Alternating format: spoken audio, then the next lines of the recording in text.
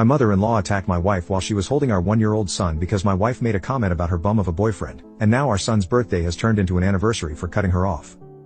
So title pretty much explains it all. So I, 32M, and my wife, 28F, threw a birthday party for our 2 youngest children since their birthdays are so close together. These events are usually held at a park, but being that her grandmother is in poor health, we opted to have the celebration at her home as she wanted to be there and said the children always make her feel better. Now my mother-in-law is dating a man 12 years younger than herself. To put it plainly, he is a bum. He mooches off everyone around him, refuses to get a real job, and goes out of his way to do nothing but smoke weed and play Fortnite all day.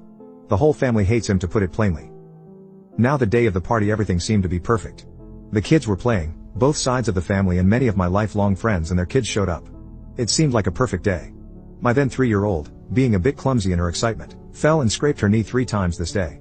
The 3rd time Mill yelled at her, snatched her up, and halfway tossed her into the house, where she proceeded to fall on her face. My parents, seeing this, rushed over to help her and dry her tears.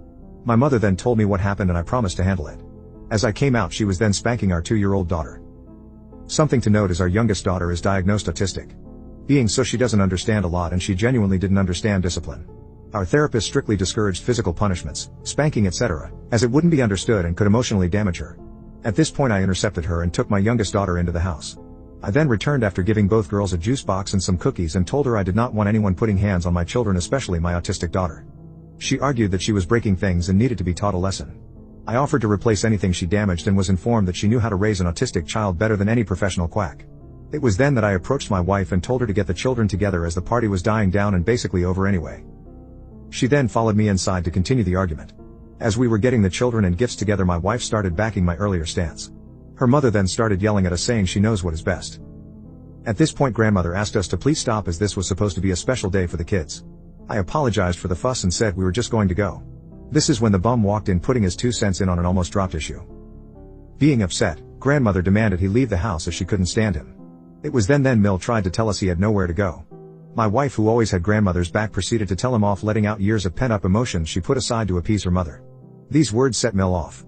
She stormed around the kitchen full sprint and attacked my wife, who was at the time holding my 1-year-old son.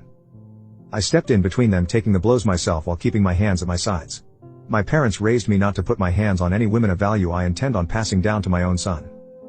3 different times she tried running in different directions, throwing a garbage can which I took to the crotch and handful of some type of food, I'm not sure exactly what, and finally grabbed a metal bowl ready to throw it.